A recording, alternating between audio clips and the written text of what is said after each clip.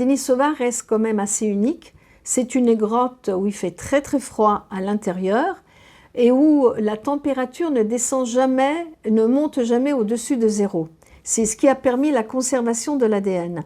Mais ce n'est pas le cas pour l'ensemble de l'Asie. On a des fossiles qui sont par exemple dans les régions tropicales, eh bien, ils ne se conservent pas. Les terrains sont très acides, on a très très peu d'ossements, on trouve parfois quelques dents, mais c'est assez difficile à identifier. Et dans la partie plus tempérée ou au nord de l'Asie, eh bien, on avait déjà trouvé des fossiles.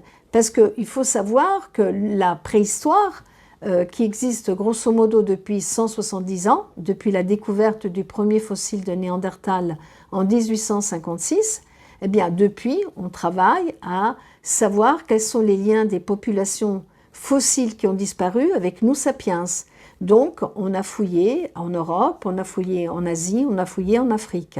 Et c'est grâce à toutes ces fouilles et à tout le matériel qui a été récolté qu'on peut reconstruire l'histoire d'Homo sapiens et de l'humanité avant Homo sapiens. Donc, on avait trouvé des fossiles.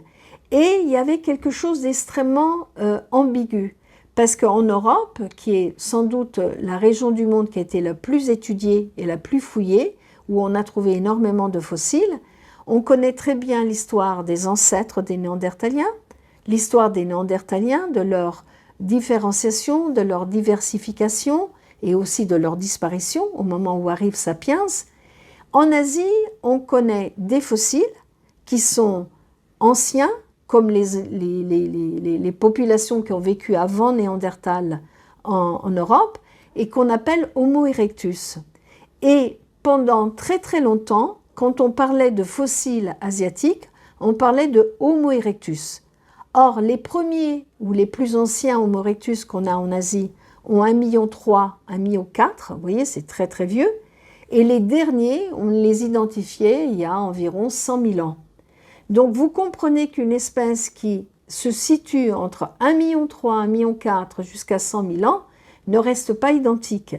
Donc pour cette espèce asiatique, d'Homo erectus asiatique, on parlait d'Homo erectus évolué, d'Homo erectus archaïque, d'Homo erectus évolué, d'Homo erectus proche de Sapiens.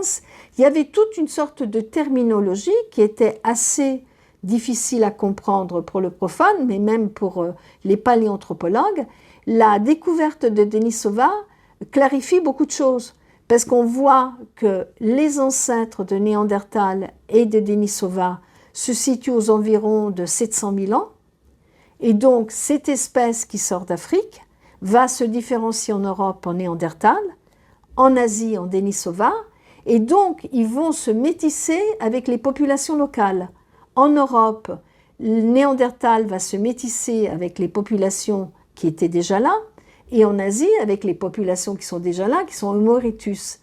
Et on a pu retracer dans le livre L'énigme Denisova, justement, des fossiles qui sont sans doute les ancêtres de Denisova, qui avaient déjà été trouvés par nos collègues chinois ou nos collègues asiatiques au sens large, et ensuite des fossiles denisoviens qui étaient considérés comme des Homo erectus très évolués, proches des Néandertaliens, et pour nous, ces fossiles-là sont des fossiles denisoviens.